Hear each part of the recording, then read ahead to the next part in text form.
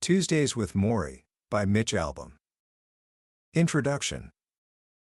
Have you ever had a teacher who changed your life?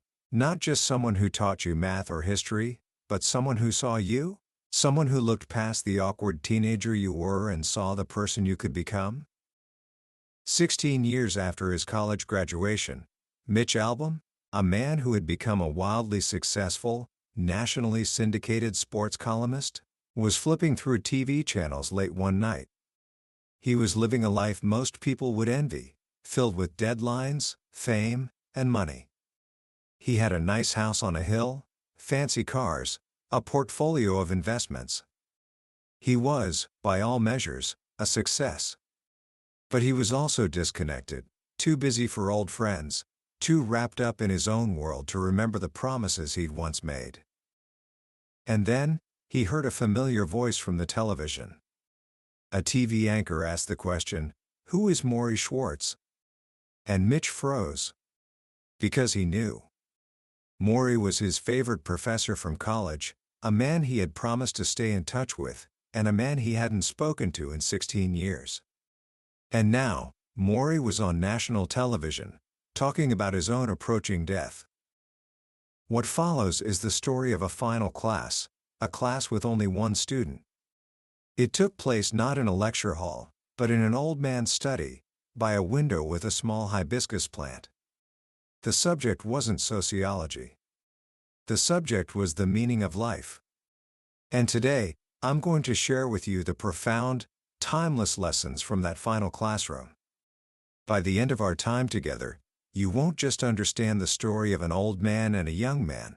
You'll have a blueprint for how to live a life of meaning, how to face your own fears, and how to find joy in the places we so often forget to look. This isn't just a book summary, it's an invitation to life's greatest lesson. Book summary. Our story begins not in that quiet study, but 16 years earlier, on a hot, sticky graduation day. A young Mitch Albom, full of dreams and ready to offer the world his talent, says goodbye to his favorite professor, Morrie Schwartz. He gives him a tan briefcase with his initials on it, a token to say, "Don't forget me." Morrie, a small man with sparkling eyes and a smile that could light up a room, hugs him tightly and asks him to stay in touch. Of course, Mitch says without hesitation. And as they part, Mitch sees that his old professor is crying. But life has a way of sweeping us downstream. Mitch moves to New York, chasing a dream of becoming a famous musician. But the world isn't as interested in his talent as he'd hoped. He faces failure for the first time in his life, playing in empty nightclubs to broken promises. Then, life hits him with a sledgehammer. His favorite uncle, the man he looked up to more than anyone, dies of pancreatic cancer at just 44.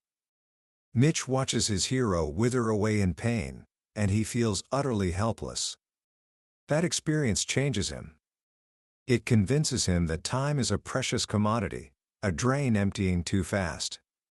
He abandons his music dreams and dives headfirst into the world of sports journalism. And he doesn't just dive in, he drowns himself in it. He works at a pace that knows no limits, burying himself in accomplishments. He becomes a star columnist in Detroit, a radio host, a TV personality. He buys the house, the cars, the stocks. He marries a wonderful woman but is often absent, his schedule always taking priority. He's chasing something, running from the specter of his uncle's death, believing that if he can just achieve enough, squeeze in enough happiness, he can somehow control his own fate. The promise he made to his old professor? It's buried, forgotten in an attic box somewhere, along with the mail from his old university he throws away without opening. While Mitch is building his empire of success, Morrie is building a life of connection. He's still teaching at Brandeis University, but his greatest joys are simple. He's a dancer. An incredible, passionate, free-spirited dancer. Every Wednesday night, he goes to a church in Harvard Square for Dance Free, where, among a crowd of students, this old sociology professor in a t-shirt and sweatpants loses himself in the music. He dances with his eyes closed, a blissful smile on his face, moving to his own rhythm. He doesn't need a partner. He dances by himself. It's a perfect picture of a man in love with life. But then, the dancing stops. It starts subtly. He develops asthma. He has trouble walking, stumbling inexplicably. People whisper old age, but Morrie knows it's something more. After endless tests, blood tests, urine tests, even a painful muscle biopsy from his calf, he finally gets an answer. In August 1994, a neurologist tells Morrie and his wife, Charlotte, that he has amyotrophic lateral sclerosis, or ALS. Lou Gehrig's disease. A brutal, unforgiving illness that melts your nerves and leaves your body a pile of wax. There is no cure. It is a death sentence. The doctor guesses he has 2 years left. As Morrie leaves the doctor's office, the world around him is shockingly normal. People are running to feed parking meters, carrying groceries. He feels as if he's dropping into a hole, wondering, shouldn't the world stop? Don't they know what has happened to me? But the world doesn't stop. So Morrie makes a profound decision. He asks himself, do I wither up and disappear, or do I make the best of my time left? He refuses to wither. He refuses to be ashamed of dying. Instead, he decides to make his own death his final project. He would be a human textbook. Study me in my slow and patient demise, he thinks. Learn with me. And this is the man Mitch Albom sees on his television screen one night. A famous news anchor, Ted Koppel, from the show Nightline, has heard about Morrie's story and has come to interview him. But Morrie isn't intimidated. Before he agrees to the interview, he wheels himself forward and says, "Ted, I need to check you out first." He proceeds to interview the famous interviewer, asking him about his faith, about what's close to his heart. When Koppel asks Morrie what he thinks of his show, Morrie answers honestly, "I thought you were a narcissist." Koppel bursts out laughing. And so, the interview airs. Morrie, sitting in his wheelchair, speaks with passion and without shame. He refuses makeup, saying that death should not be embarrassing. He tells Koppel he's decided to live, with dignity, with courage, with humor. When Koppel asks what he dreads most about his slow decay, Morrie looks him in the eye and says, "Well, Ted, one day soon, someone's gonna have to wipe my ass." 1,000 miles away, Mitch hears the anchor say, "Who is Morrie Schwartz?" and he goes numb. He realizes how far he has drifted. He is forced to confront the man he has become versus the man he once promised he would be. And so, after 16 years of silence, Mitch flies to Boston to see his old professor. The reunion is awkward at first. As Mitch pulls up, he's on his cell phone, talking to a TV producer. He sees Morrie waiting for him in his wheelchair, and, instead of rushing to greet him, he pretends to look for something in his car, finishing his work call first. He is ashamed of this moment, a symbol of the man he has become, someone who prioritizes work even while his dying professor waits on the lawn. When they finally hug, Mitch is struck by how frail Morrie has become. But the warmth is still there. "My old friend," Morrie whispers, "you've come back at last."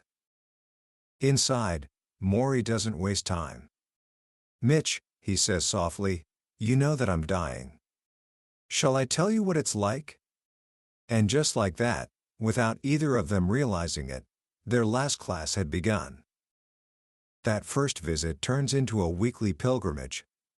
When Mitch's newspaper in Detroit goes on strike, he suddenly has an abundance of free time. He calls Morrie. "How about Tuesday?" Morrie asks. Tuesday had always been their day back in college. And so they become Tuesday people again.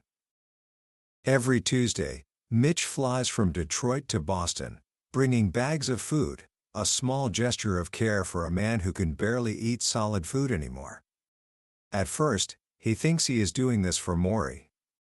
But soon, he realizes he is doing it for himself. Those Tuesdays become a cleansing rinse of human kindness, a sanctuary from the frantic, materialistic world he lives in. Morrie, he discovers, is building his own culture in the face of death. One that values human connection over everything else. The culture we have does not make people feel good about themselves, Morrie tells him. We're teaching the wrong things. And you have to be strong enough to say if the culture doesn't work, don't buy it. Create your own. Morrie's culture is one of discussion groups, letters to friends, and long, meaningful conversations. He is surrounded by loving, caring souls. How many people can say that? He asks.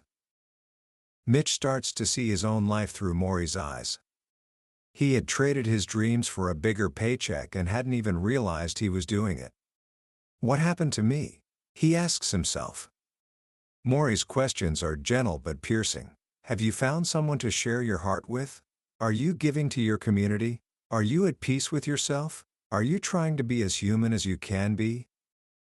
Mitch decides to record their sessions, wanting to hold on to Morrie's voice and his wisdom.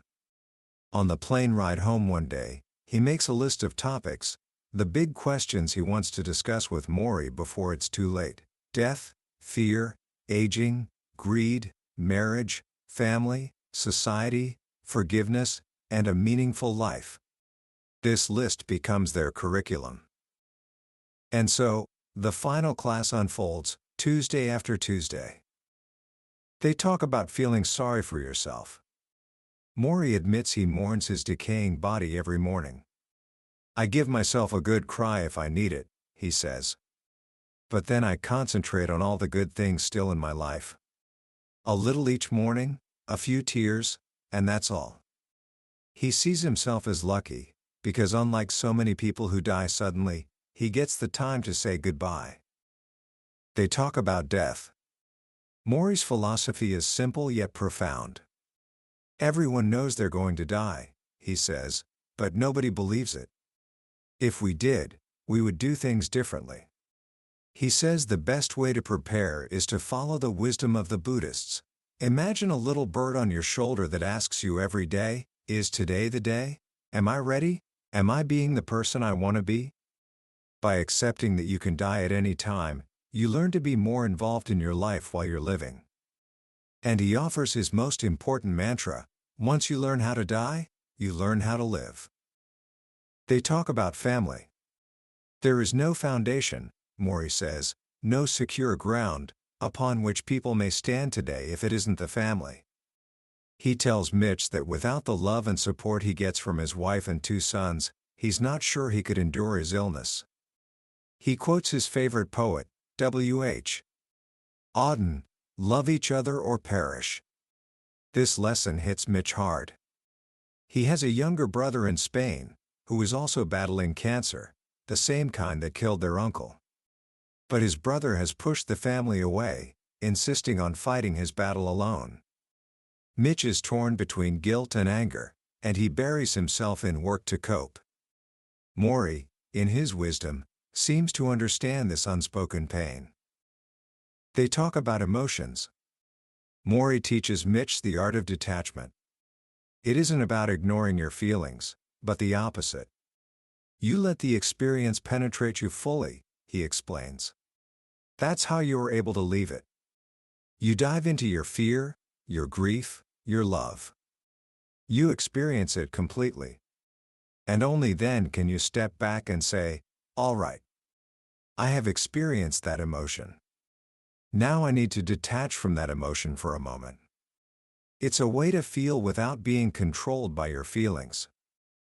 They talk about the fear of aging. Mitch admits he's already worried about getting old, but Morrie tells him he embraces it.